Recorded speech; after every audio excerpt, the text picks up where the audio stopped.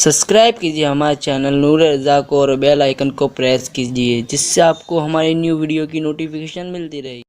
मेरे प्यारे आका सल्लल्लाहु अलैहि वसल्लम के गुलामों, आइए अब थोड़ी देर जरा कब्र की सैर करते हैं। आपने बागों की सैर तो की होगी, आपने शहरों की सैर तो की होगी। आओ जरा तसव्वुर की दुनिया में हम थोड़ा कब्रों की सैर कर लेते हैं। ये कब्रें क्या है? अल्लाह अल्लाह, ये कब्रें वो हैं जहाँ रिश्तेदारियाँ नहीं देखी जाती, जहाँ इंसान के चेहरे नहीं देखे जाते, जहाँ इंसान की खूबसूरतियाँ नहीं देखी जाती, जहाँ इंसान के हुस्न नहीं देखे जाते। अल्लाह अकबर, कब्र में तो छोटी छोटी बातों पर भी अजाब दिया जाता है। बेशुमार ऐसी कब्रों का जिक्र अहादीस में मिलता है। किसी कब्र पर, कब्र वाले पर सिर्फ इसलिए अजाब हो रहा था कि वो पेशाब के छींटे से नहीं बचता था। थोड़ी तवज्जो करना, थोड़ा गौर करना। रातों को जिना के अड्डों की तरफ कदम बढ़ाने से पहले, नरम गद्दों पर लेटकर जिना के मनाजिर देखने से पहले, कानों में ईयरफोन लगाकर गाने सुनने से पहले, किसी औरत पर बदनजरी करने से पहले थोड़ा तसव्वुर कर लेना। आखिर कब्र है, आखिर कब्र है। इंसान कितनी ही तदबीर कर ले, आखिर कब्र है। और ये कब्र क्या है? कब्र कैसे कैसों को दबाती है, कैसे कैसे। मैं और आप तो कोई शुमार ही में नहीं, अपनी तो कोई हैसियत ही नहीं। मैं थोड़ी सी एक हदीस पर आप सबकी तवज्जो चाहता हूँ।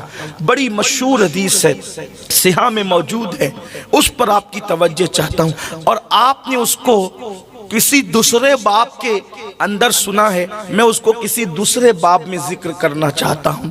और आप सब की तवज्जो। हम सोचते हैं अल्लाह करीम है यार, कब्र में क्या होगा, बल्कि हम तो शेर पढ़ते हैं ना, कब्र में लहराएंगे ता हश्र चश्मे नूर के। मैं भी पढ़ता हूँ, आप भी पढ़ते हैं, लेकिन याद रखना ये शेर पढ़ने के हक उनको थे जिनकी तहज्जुद भी फौत नहीं होती थी। ये शेर पढ़ने के हक उनको थे जिन्होंने जाने तो दे दी मगर सुन्नतों के खिलाफ अमल नहीं किया। ये शेर पढ़ने के हक उनको थे, अल्लाह अकबर, जिनकी निगाहें कभी नहीं उठी। जानते हैं जिस इमाम ने ये शेर कहा है ना, कब्र में लहराएंगे ता हश्र चश्मे नूर के, जलवा फरमा होगी जब तलअत रसूलुल्लाह की। उस इमाम के तकवे का हाल ये था कि खुद के शहर का बाग उन्होंने सारी जिंदगी नहीं देखा। एक मर्तबा जबलपुर से वापस होते हुए अपने घर जा रहे थे, स्टेशन पर उतर कर घर जा रहे थे, तो अचानक नजर पड़ गई। तो मौलाना ईदुल इस्लाम अब्दुल सलाम से खत में जिक्र करते हैं, चलते चलते बरेली के बाग पे नजर पड़ गई। जिसने कभी बाग को भी कसदन नहीं देखा, उनको हक था ये शेर पढ़ने का। जो हीरो हीरोइन को नंगा नाचते देखे, उन्हें क्या हक है ये शेर पढ़ने? आप मुझे बताएं। आज अपने अमाल पर नजर करें, अपने अमाल पर नजर करें, और उसके बाद फिर अपनी बड़ी बड़ी बातों को देखें।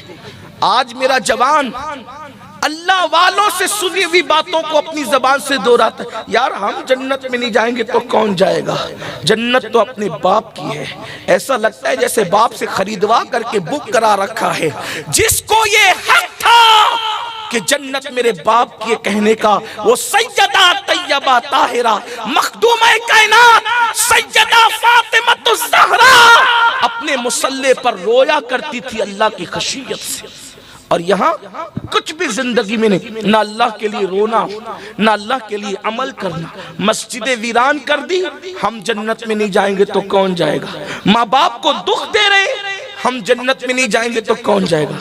सूद के लुक़मे खा रहे हैं, हम जन्नत में नहीं जाएंगे तो कौन जाएगा? वो सूद जिसके मुतालिक अल्लाह के रसूल सल्लल्लाहु अलैहि वसल्लम फरमाते हैं, जिसने सूद का एक लुक़मा खाया गोया उसने अपनी माँ के साथ 36 मर्तबा ज़िना किया। एक लुक़मा सूद का, घुमा फिरा कर सूद के धंधे चल रहे हैं। मौलाना को कन्विंस किया जाता है, नहीं मौलाना इसका रास्ता ऐसा नहीं ऐसा है। कुदरत ने जिन रास्तों को बंद कर दिया है, दुनिया का कोई इंसान अब उस रास्ते को खोल नहीं सकता, और जो खोलने की कोशिश करे वो सिरात मुस्तकीम पर रह नहीं सकता। अल्लाह रब्बुल इज्जत का ऐलान है, जो सूद का कारोबार करेगा मैं उसके साथ ऐलान जंग करता हूं। सूद के धंधे करने वालों, मोहल्ले के पहलवान से लड़ने की औकात नहीं है। अल्लाह ने उन کے خلاف جنگ کا اعلان کیا ہے جو سودی کاروبار کرتے ہیں۔ بتاؤ اللہ جس سے جنگ کا اعلان کرے، کوئی اللہ سے مقابلہ کرنے کی طاقت رکھتا ہے؟ کوئی اللہ سے معاذ اللہ مقابلہ کرنے کی ہمت کر سکتا ہے؟ واللہ تاللہ باللہ کبھی نہیں۔ اللہ کے مقابلے پر کوئی کیا ہے، کسی کی اوقات کیا؟ کسی نے خدا ہونے کا دعویٰ کیا، اللہ نے لنگڑے مچھر سے اس کو ہلاک کر دیا۔ نہیں دیکھتے فرعون کا انجام کہ اس کو اللہ نے دریا میں غرق کر دیا؟ نہیں دیکھتے وقت و نصر کا انجام کہ اللہ اکبر قدرت نے اسے کیسے ہلاک کیا؟ نہیں دیکھتے شداد کا انجام کہ اللہ اکبر خود کی بنائی ہوئی جنت میں قدم نہ رکھ سکا؟ اس لیے قدرت کو چیلنج مت کرو، دنیا چند دن کی ہے، اس چند دن کی دنیا کے چکر میں اللہ کو ناراض مت کرو۔ حلال کمانے والے اپنا مال قبر میں نہیں لے گئے، حرام کما کر ہم کیا اپنا مال قبر میں لے جائیں گے؟ جھوٹ بول کر کاروبار مت کرو، دھوکہ دے کر کاروبار سب دنیا میں رہے گا۔ بال بچے ہوج موج کریں گے، وارثین موج مستی کریں گے۔ اب تو لوگ اتنے بے وفا ہیں، مردہ باپ کی قبر پر جوان بیٹا فاتحہ پڑھنے بھی نہیں آتا۔ ارے قبر پر آ کر فاتحہ پڑھنا تو دور کی بات ہے، بیٹا تو باپ کے لیے مغفرت کی دعا بھی نہیں کرتا۔ اب تو لوگ فاتحہ کے لیے بھی ترس رہے ہیں، لوگ دوسروں کا بھلا چاہ رہے ہیں۔ کوئی کہتا ہے انسان خود غرض ہو گیا، میں کہتا اللہ کرے انسان خود غرض ہو جائے۔ اگر انسان خود غرض ہو جاتا تو کم از کم بچوں کے لیے حرام دولت کما کر کے اپنی آخرت خراب نہ کرتا۔ انسان خود غرض ہو جاتا تو نماز کے وقت تو دکان پہ بیٹھ کر اپنے گھر والوں کے بھلے کے چکر میں اپنا برا نہ کرتا۔ ہاں کچھ نہیں لے جانا ہے دنیا سے۔ قرآن کہتا ہے لا تنس نصیبک من الدنیا، دنیا سے اپنے نصیب کا مت بھولو، سوائے کفن کے دنیا سے کچھ نہیں لے جاؤ گے۔ آخر قبر ہے، اپنے ہاتھوں سے درجنوں میتوں کو دفن کرنے والوں، کبھی یہ نہیں سوچا آج میں کسی کو اس قبر میں ڈال رہا ہوں، کل کوئی مجھے بھی ڈالے گا۔ کتنی دولت اکٹھا کر لو، ہر کپڑے اپنی پسند کے خریدے تھے، کتنے قیمتی خریدے تھے، 4 6 دکانوں میں کپڑے ہمیں پسند نہیں آتے تھے، لیکن جو آخری کپڑا پہنایا جائے گا وہ خود کی پسند کا بھی نہیں ہوگا، اس میں کوئی جیب نہیں ہوگی، وہ سلا ہوا نہیں ہوگا، لپیٹ دیے جائیں گے کفن میں۔ عمل اچھے ہیں تو ٹھیک ہے، ورنہ وہ کفن بھی آگ بنے گا، اس کفن کو بھی آگ کی شکل دے دی جائے گی، اوپر مٹی، نیچے مٹی، دائیں مٹی، آگے مٹی، پیچھے مٹی۔ کن کے لیے؟ جنہوں نے خدا کو راضی نہیں کیا، اور جنہوں نے راضی کیا آپ تو سن چکے، ان کے لیے تو جنت کا بستر ہے۔ ہائے اپنا ہوگا کیا؟ قرآن کہتا مینا خلقناکم، اسی مٹی سے پیدا کیا، مٹی سے پیدا ہوئے ہیں، مت غرور کرو اپنی جوانی پر، مت غرور کرو اپنی دولت پر، مت گھمنڈ کرو اپنے علم پر، مت گھمنڈ کرو اپنے خوبصورت چہروں پر۔ مولا کائنات شیر خدا علی مرتضیٰ کے ہاتھ میں ایک خوبصورت مٹی کا پیالہ آیا تو مولا مشکل کشا اس پیالے کو دیکھ کر رونے لگے۔ اس روایت کو امام قرطبی نے لکھا ہے، خوبصورت پیالے کو، مٹی کے پیالے کو دیکھ کر مولا مشکل کشا رونے لگے۔ کسی نے کہا علی کتنا خوبصورت پیالہ دیکھ کر آپ روتے ہیں؟ فرماتے تم خوبصورت پیالہ دیکھ رہے ہو، میں اس خوبصورت پیالے میں ان خوبصورت چہروں کی مٹی ملی ہوئی دیکھ رہا ہوں جن کے چہرے مٹی میں ملے تھے، اور اس مٹی سے یہ پیالہ بنایا گیا ہے۔ کسی صوفی بزرگ نے فرمایا تھا کہ زمین سے خوبصورت پھول یوں ہی تھوڑی کھلتے ہیں، زمین سے خوبصورت پھول یوں ہی تھوڑی کھلتے ہیں، کتنے گلاب سے چہرے زمین میں ملتے ہیں تب کہیں جا کر خوبصورت پھول کھلتے ہیں۔ اسی لیے تو خوبصورتی کو دیکھ کر لوگ مسکراتے ہیں۔ یہ بلبل پاگل ہوا ہے کہ یہ پھولوں کو دیکھ کے روتا ہے؟ یہ پھول دیکھ کر کیوں روتا ہے؟ ہم پھول کا حسن دیکھتے ہیں، بلبل پھول میں ان خوبصورت چہروں کی مٹی دیکھتا ہے جو اس مٹی میں مل کر کے پھولوں کو جنم دیتے ہیں۔ سوچو تو صحیح اپنی مٹی کا حال کیا ہوگا۔ اپنی دنیا کی فکر کرنے والوں، اپنی قبر کا اسی مٹی سے پیدا کیے گئے، اکڑ کر زمین پہ چل رہے ہیں، دولت پہ اترا رہے ہیں، کسی کو کچھ نہیں سمجھ رہے ہیں، اللہ کو بھول چکے ہیں، رسول اللہ کے قانون کو پیٹ کے پیچھے ڈال چکے، داڑیاں مڈا کر گٹروں میں پھینک رہے ہیں۔ آج کل لڑکیوں کا حسن ہی سب کچھ ہو گیا، گانے بازی سب کچھ ہو گئے، مسجد سے دین سے دوری سب کچھ ہو گئی۔ یاد رکھنا منا خلقناکم، امام غزالی رحمت اللہ علیہ لکھتے ہیں، میرے استاد نے دیکھا ایک جوان بہت تکبر سے گھمنڈ سے زمین پہ اترا کے چل رہا تھا۔ آج کل کے لڑکے بڑے گھمنڈی طور پہ چلتے ہیں، ایئرپورٹ پہ دیکھیں، اسٹیشن پہ دیکھیں، وہ کچھ اگر ان کے بازو تھوڑے سے موٹے ہو جائیں نا، مسل ان کے اگر پھول جائیں تو اس پر پتیاں پھول خدا جانے کیا کیا بناتے، اس پر بھی اور پھر کمر پر بھی۔ اب تو کمر بھی کھول کے چل رہے ہیں کہ دیکھیں کہ میں کتنا خوبصورت ہوں۔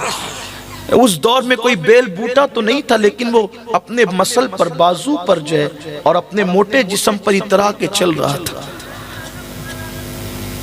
امام غزالی کہتے ہیں میرے استاد نے کہا بیٹے اکڑ کر مت چل، اکڑ کر چلنا زیب نہیں دے، تکبر صرف اللہ کی شان ہے، بندے کے لیے اس کی اجازت نہیں ہے۔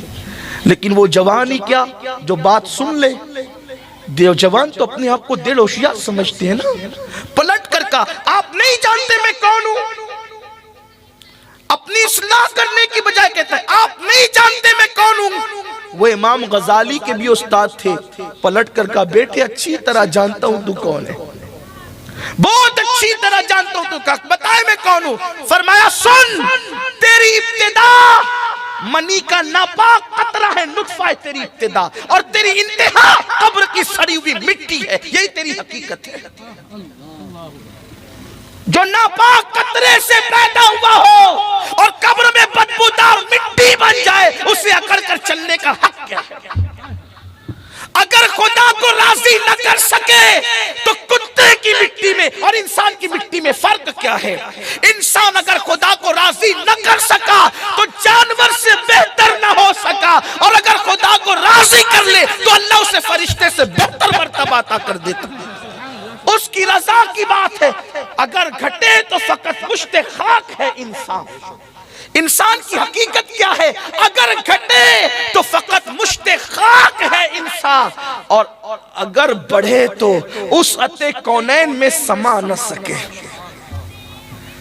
بڑے تو پھر کونین کی وسعت سمٹ آتی ہے اس کے وجود میں، اتنا بڑا ہے، اور گھٹ جائے، کردار اچھا نہ، اخلاق اچھا نہ، بولی اچھی نہ، جو ماں بہن کی گالیاں دیتے ہو انہوں نے خدا کو کب منانا ہے؟ غریب نواز کا مہینہ شروع ہو گیا، عرس کے ایام شروع ہو گئے۔ سرکار غریب نواز اپنے ملفوظات میں کہتے ہیں جس نے کسی مومن کو گالی دی توبہ سے پہلے مر گیا تو مجھے ڈر لگتا ہے کہ کہیں وہ کافر ہو کر نہ مرے، اس کا ایمان نہ۔ کتنی مومنوں کو تو اپنی جگہ ہے، خود کی بیوی کو لوگ گالی دیتے ہیں، ماں بہن کی گالیاں بیوی، اور اسی کو مردانگی سمجھتے ہیں۔ مردانگی گالی دینے کا نہ، وہ بزدل ہے جو بیوی کو گالی دیتا ہے، وہ بزدل ہے جو بیوی کو مارتا ہے۔ مردانگی کس سے کہتے ہیں پتہ ہے؟ جانے مردانگی کی طرف دیکھو، ام المومنین حضرت عائشہ صدیقہ فرماتی ہیں کہ میرے نبی نے اپنی بیویوں میں کبھی کسی بیوی کو ڈانٹا تک نہیں، کسی کو نہیں ڈانٹا، بلکہ الٹ ہم یہ کرتے تھے، خود ہی لڑتے تھے، ناراض ہو کے بیٹھ جاتے تھے، حضور ہمیں منانے کے لیے تشریف لایا کرتے تھے۔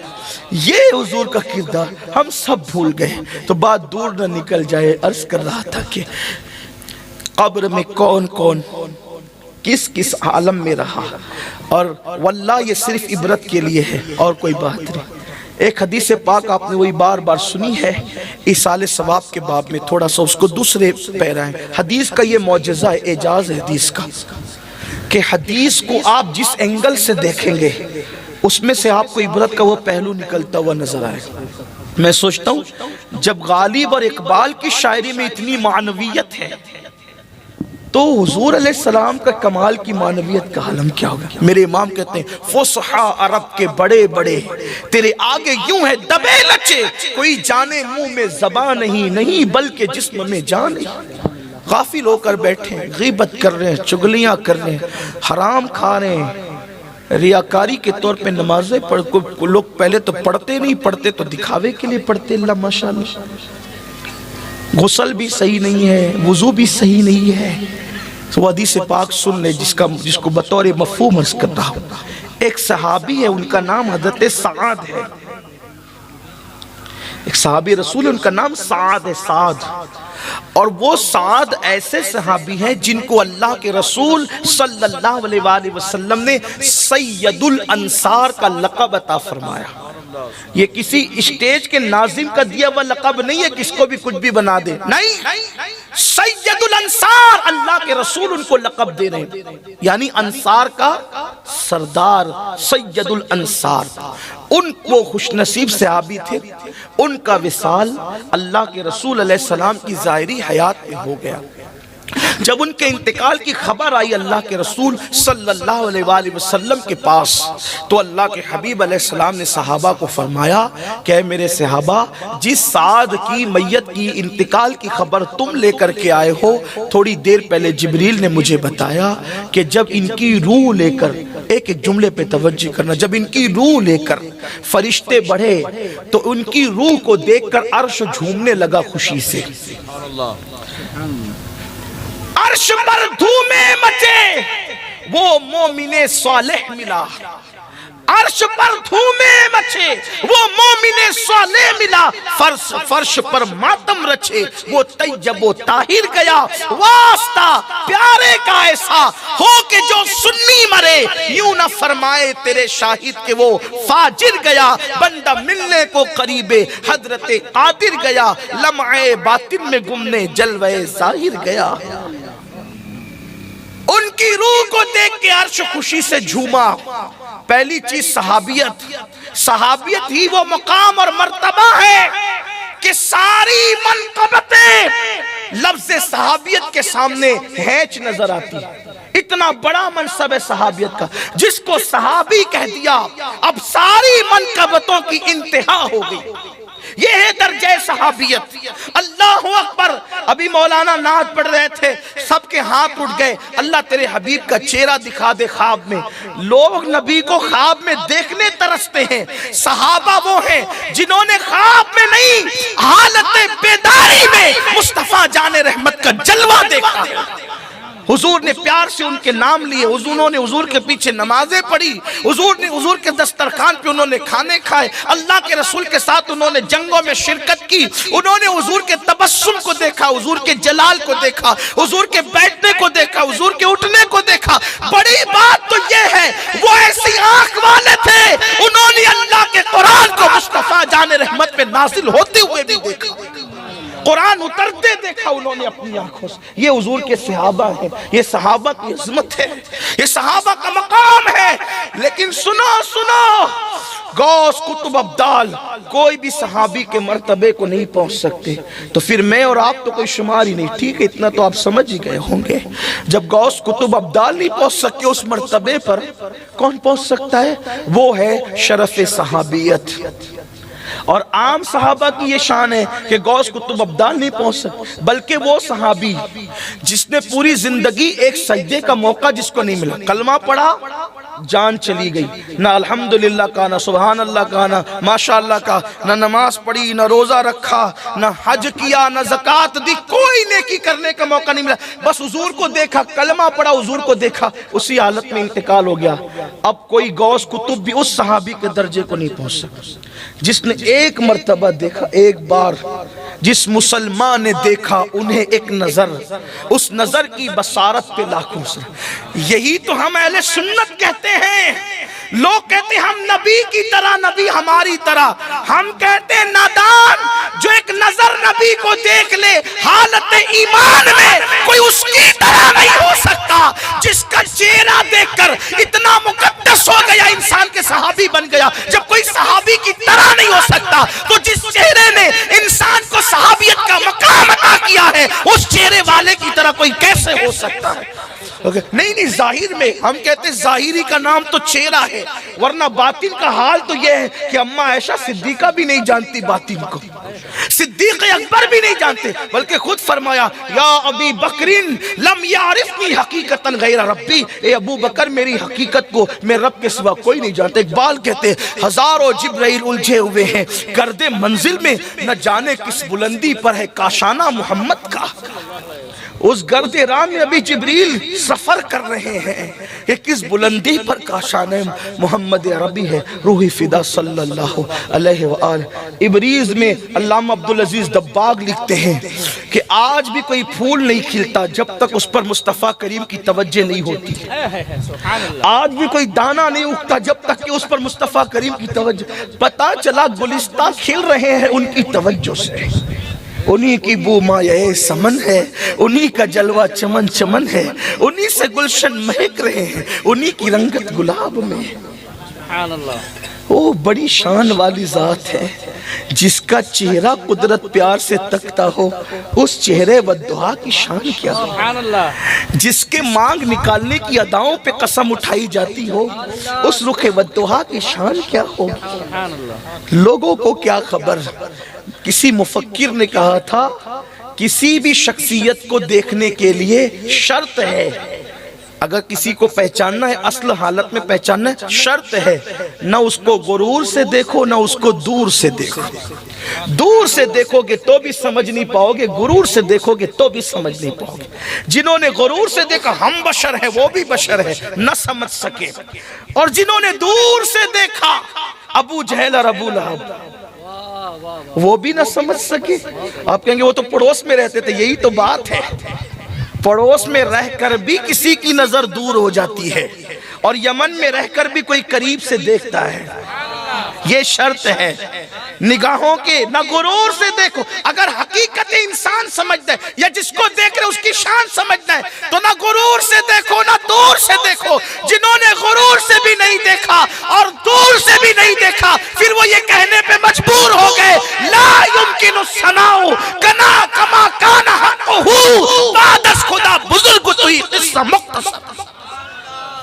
جنہوں نے غرور سے دیکھا انہوں نے یہ کہا یہ تو ایلچی ہے، یہ تو ڈاکیہ ہے، اور یہ تو اللہ اور یہ فلاں ہے۔ جنہوں نے نہ دور سے دیکھا نہ غرور سے دیکھا وہ کہتے ہیں سرور کہوں کہ مالک و مولا کہوں تجھے، باغ خلیل کا گل زیبا کہوں تجھے، لیکن رضا نے ختم سخن اس پہ کر دیا، خالق کا بندہ خلق کا آقا کہوں تجھے۔ تو بات چلی تھی اور وہ دور سے نکل گئی۔ عرض یہ کرنا چاہتا ہوں کہ حضور علیہ السلام نے ان کو سید الانصار کا لقب دیا اور ان کے بارے میں کہا کہ ان کی روح کو دیکھ کر عرش جھوما۔ پھر سرکار نے کہا اس کا جنازہ تیار کرو، ہم خود اس کے جنازے میں شرکت کریں گے۔ اب بتائیں جس کے جنازے میں جان عبادت شرکت کرے، جس کے جنازے میں جان دعا شرکت کرے، جس کے جنازے میں جان ایمان شرکت کرے، ارے نام جنازے پہ پڑ جائے تو میت کی مغفرت ہو جاتی ہے۔ حضور جس جنازے میں آ جائیں اس جنازے کی شان کیا۔ تیسری فضیلت ان کی یہ، پہلی فضیلت تو صحابی، دوسری فضیلت کے سید الانصار کا لقب، تیسری فضیلت عرش ان کی روح کو دیکھ کے جھوما، چوتھی فضیلت یہ کہ ان کے جنازے میں آقا نے فرمایا 70,000 فرشتوں نے شرکت کی۔ اور محدثین اکثر لکھتے ہیں یہ 70,000 17,000 10,000 100 یہ جو الفاظ آتے ہیں اس میں یہ 1 2 4 5 گنتی کا نہیں ہوتا۔ اکثر محدثین کا یہ نظریہ ہے کہ جس میں 70 کہا جائے یا 100 کہا جائے یا 700 کہا جائے یا 10 کہا جائے تو اس میں کثرت دکھانا مقصد ہوتی ہے، گنتی بتانا مقصد نہیں ہوتی۔ تو ان محدثین کے الفاظ پر اگر اس کی تشریح کی جائے تو جیسے ہم کہتے ہیں نا میں نے تجھے 50 بار فون کیا تو نے فون نہیں اٹھایا، تو اس کا مطلب گن کر آپ نے 1 2 3 4 50 والا نہیں، مطلب میں نے تجھے کثرت سے فون 50 کہنا مطلب 100 بار میں تیرے گھر آیا تو مجھے ملا نہیں۔ اب یہاں 100 مرتبہ کہ 100 بار آپ ایسا نہیں، کثرت بتانا ہوتا ہے۔ اب سمجھے آپ بعض شارحین اس طرف بھی گئے ہیں اور اس طرح کی شرح کرنے والوں میں بالخصوص امام قسطلانی اور امام ابن الجوزی جیسے لوگوں کا نام آتا ہے کہ انہوں نے کثرت کا اس پر جو وہ اطلاق کیا۔ کثرت آقا فرماتے 70,000 لوگ فرشتوں نے اس کے جنازے میں شرکت کی، یعنی کثرت سے فرشتوں نے شرکت کی۔ ٹھیک 4 فضیلت۔ 5ویں فضیلت یہ کہ حضور نے خود شرکت کی۔ واللہ فرشتوں کا جنازے میں آنا اتنی فضیلت نہ تھی جتنا حضور کا جنازے میں آنا فضیلت تھی، کیونکہ اب کسی اور کے جنازے میں بھی تو فرشتے آ سکتے ہیں لیکن یہ شان کہ حضور جس کے جنازے میں آئے۔ یہ فضیلت خاص ہے. لیکن اب سنو اور دل کے کانوں سے سنو, ایمان لگتی بات سنو. سنیو, بہت غافل ہو گئے, بہت غافل ہو گئے. نمازوں کا حال یہ ہے کہ جمعہ میں بھی خطبے کے ٹائم پہنچتے ہیں, اور غرور اور گھمنڈ کا حال یہ ہے کہ ہم جنت میں نہیں جائیں گے تو کون جائے. مجموع الزوائد کی روایت ہے, جنت لکھا کر نہیں لائے ہو. اللہ کے رسول صلی اللہ علیہ وآلہ وسلم فرماتے ہیں جو اپنے آپ کو قطعی اور یقینی طور پہ جنتی سمجھے, میں محمد اعلان کرتا ہوں کہ وہ جہنمی ہے. جن کو جنت کی بشارتیں دی گئی وہ مصلی پہ روتے, جن کے بستر پہ قرآن نازل ہوا وہ مصلی پہ روتے, اور جن کو کلمے کا کہ صحیح تلفظ یاد نہیں ہے وہ مغرور ہے کہ ہم جنت میں نہ جائیں گے تو کون جائے گا. کس بلا کی میں سے ہے سرشار ہم, دن ڈھلا ہوتے نہیں ہوشیار ہم. آؤ سنیو, اللہ کی بارگاہ میں پلٹو. حرمت والا مہینہ شروع ہو گیا ہے, ماہ رجب کا مہینہ شروع ہو گیا. ڈرو اللہ سے, پلٹو اللہ کی طرف, رجوع کرو اللہ کی طرف. سعد رضی اللہ تعالیٰ کے جنازے میں حضور نے شرکت کی. المختصر یہ حضرت سعد کو قبر میں رکھ دیا گیا, حضرت سعد کو قبر میں رکھ دیا گیا, مٹی برابر کر دی گئی. صحابہ بیٹھ گئے, اللہ کے رسول قبر پر کھڑے رہے. حضور علیہ السلام قبر پر کھڑے تھے. کھڑے کھڑے صحابہ نے دیکھا حضور علیہ السلام کے چہرے پر کچھ افسردگی کے اور بظاہر غم کے آثار ظاہر ہوئے. چونکہ صحابہ کی عادت تھی وہ حضور ہی کو دیکھتے رہتے تھے, تو جب دیکھا کہ حضور کے چہرے پر بظاہر پریشانی کے آثار ہیں, صحابہ بھی پریشان ہو گئے. صحابہ کہتے پھر حضور نے کہا اللہ اکبر, اللہ اکبر, سبحان اللہ, سبحان اللہ, اللہ اکبر, اللہ اکبر. حضور نے تسبیح پڑھی, تکبیر پڑھی, اللہ کی حمد کی. پھر تھوڑی دیر گزری تھی کہ حضور علیہ السلام کا چہرہ خوشی سے کھل اٹھا.